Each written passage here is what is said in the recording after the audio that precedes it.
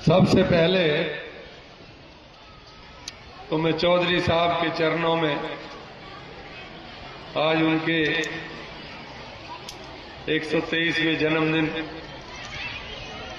पे प्रणाम करता हूं और जितने भी मेरे स्टेज पे मेरे साथी, मेरे नेता, मेरे बड़े, मेरे बुजुर्गों को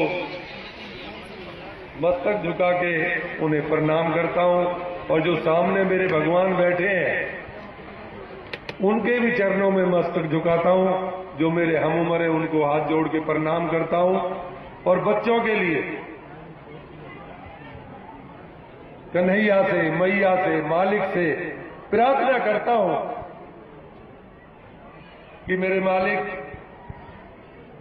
मेरे कन्हैया, मेरे बच्चों को कभी भूल से भी दुख ना आए उनके जीवन में, और जितना भी आए तरक्की आए, ऊंचाई आए, बुलंदी आए, ये ऐसी प्रार्थना करता हूं।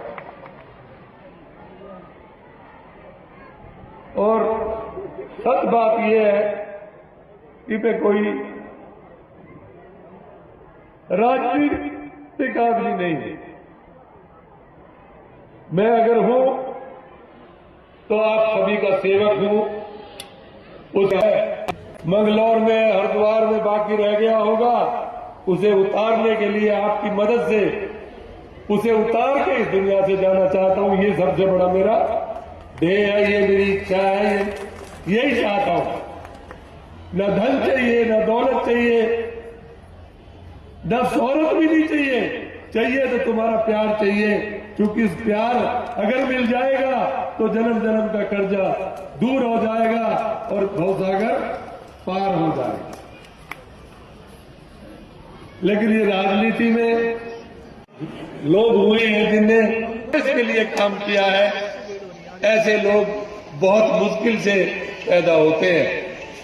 लेकिन मैं भाग्यशाली हूं क्योंकि मुझे आपके दर्शन करने से और चौधरी साहब के जन्मदिन पे मुझे आने का, आपके दर्शन करने का जो मौका मिलता है, मैं मालिक से बार बार उनका धन्यवाद करता हूं कि जब तक मैं जिंदा रहूं मैं जन्मदिन मनाता रहूं और आपके दर्शन करके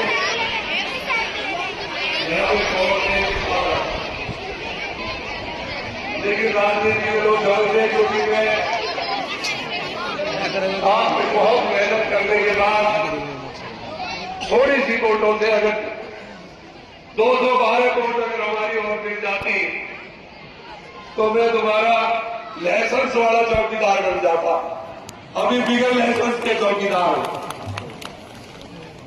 और वो मैं जो मेरे साथी थे उस टाइम उनको मैंने बोल दिया था, वो लोग कहने लगे, कुछ लोग दुख भी जताने लगे। मैंने कहा कि वो मालिक जो करता है वो अच्छा करता है, बुरा कभी नहीं करता है। अरे इसमें भी कोई भलाई होगी जो मैं 212 वोटों से हार गया। मालिक का कोई बुरा काम होगा जो मेरे से करवाना चाहता है, नहीं तो मालिक के लिए 200 वोट कोई मायने नहीं रखती थी। लेकिन हो सकता है कि मैं जीत जाता और इस 2.5 साल के बाद शायद मुझे कहीं और जाना पड़ जाता। लेकिन मैं ये वचनबद्ध था कि मैं अब जब तक जीऊंगा का नहीं 7.5 साल का टाइम दिया, क्योंकि जितना मेरा बाकी है वो अगले 5 साल में पूरा कर जाऊंगा और वो कर्ज चुका के फिर मैया की गोद में सो जाएंगे और वहां भी जाके प्रार्थना करेंगे अपने हल्कों के लिए, अपने देश के लिए कि मालिक मेरे देश पे, मेरे लोगों पे, मेरे बड़ों पे, मेरे छोटों पे हमेशा आशीर्वाद बनाए रखना, कभी प्यार की कमी मत करना। तो मैं ज्यादा भाषण देने में विश्वास नहीं करता हूं। अपनी जो बात बोलूंगा वो सच बोलूंगा। जीवन में झूठ कभी ना बोला मेरे बाप ने, न मैं बोलूंगा। लेकिन आज उनका जन्मदिन मेरी साहब का, उनने कभी कोई बिरादरीवाद, कोई जातिवाद, कोई धर्मवाद कुछ नहीं किया, पूरे मुल्क के लिए काम किया। हर गरीब का, अमीर का, मजदूर का, किसान का, सबका काम करते रहे। और ऐसे ही लोग फिर दुनिया में दोबारा नहीं आते।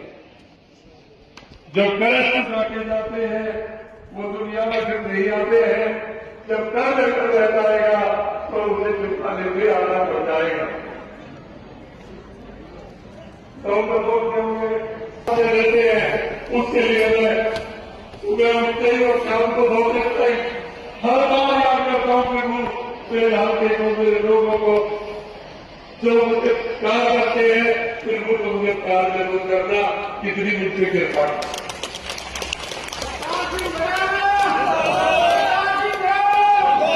तो मैं अपनी बात इसलिए कह रहा हूँ भाई, ये न समझे मुझे ईमानदारी से कोई मंत्री में खुद छोड़ के आया हूँ। मैं कैबिनेट का मंत्री तब तक चाहता जब तक हरियाणा में रहेगा, लेकिन मेरे मालिक ने मुझे ऐसा मान दिया कि मालिक मुझे दोबारा इस दुनिया में मत ले दिया। और जिस दिन से मैंने ये मांगा है, मुझे जाना पड़ता है, कभी राजस्थान जाना पड़ता है, कभी मध्य प्रदेश जाना पड़ता है, तो कभी यूपी में आना पड़ता है। और अब तो भैया की गोद में, क्योंकि मैं ये समझता हूँ कि अब मुझे हल्का कर मुझसे बाकी है। कभी संत फकीर बन के या रहे होंगे, याद तो नहीं है, लेकिन सोच ये है कि शायद यहाँ गंगा के किनारे किनारे बीच में, क्योंकि केरला में चला गया, बिजनौर में चला गया, मेरठ में चला गया, मुजफ्फरनगर में चला गया, और कानपुर में चला गया। तो ये सब तो वहां के कर्ज मैंने जो उतारने थे वो उतार दिए हैं। और अब अगर मुल्क का कोई कर्ज बाकी है तो ये देवभूमि में कोई भावना डाल रहा है कि जो भी कहीं जो भाषा मेरी समझते हैं वहां तो मैं चला गया, लेकिन बहुत से प्रदेश ऐसे हैं जो मेरी भाषा को नहीं जानते हैं। तो हो सकता है कि परमात्मा उनको यहाँ देवभूमि में बुलाए और मेरे से सेवा करवाए और कर्ज उतार जाए। इसलिए मैं रहने जाऊंगा, इसलिए मैंने कहा जब तक हूं तब तक यहाँ रहूंगा। ऐसे बनते रहते हैं, बिगड़ते रहते हैं, लेकिन मुझे आपका अच्छा बेटा, अपने बुजुर्गों का जो मेरे हम और भाई है, उनका मुझे बड़ों का आशीर्वाद चाहिए।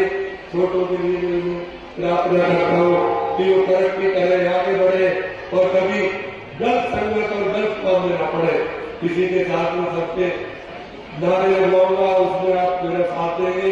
चौधरी चरण सिंह, चौधरी चरण सिंह, चौधरी चरण सिंह, जय चौधरी, जय चौधरी, भारत माता की, भारत माता की, मोदी जी, मोदी जी, भाभी जी। क्योंकि आज मेरे जन्मदिन चौधरी साहब का है, लेकिन एक बात मेरे दिल में आती है, वो मैं आपको बता दूं। क्योंकि कभी कभी प्रेरणा में आती है कि परमात्मा गंजे को नखून नहीं देता, गंजे को ताकत नहीं देता है। और मुझे कभी कभी दिल में ये ख्याल आता है कि मोदी जी कुछ ऐसा करना चाहते हैं, क्योंकि मैं ये सोचता हूं कि मैं छोटा सा व्यक्ति हूं, एक लाख साल हूं, मैं भी ये चाहता हूं कि मैं कुछ ऐसा करके जाऊं जो सदा आपके यहाँ आऊं। तो उनके पास तो ताकत, जो ताकत है उनके पास, तो वो भी क्योंकि ज्यादा तो सभी को है, लेकिन मेरे हिसाब से वो ये सोचते हैं कि कुछ ऐसा काम करके जाऊं जो सारा भारत महान हो जाए और सारा भारत एक हो जाए। मेरा ख्याल, बाकी तो अपने अपने ख्याल रखते होंगे। क्यों? क्योंकि उनको जिस कार्य में वो खड़े होते हैं, परमात्मा साथ देता है, उसमें वो आगे बढ़ रहे हैं। और आगे वही बढ़ते हैं जो ऊपर वाले के आशीर्वाद से सही काम करने के। तो इसी के साथ मैं फिर से भारत माता की, भारत माता की जय हिंद, जय भारत।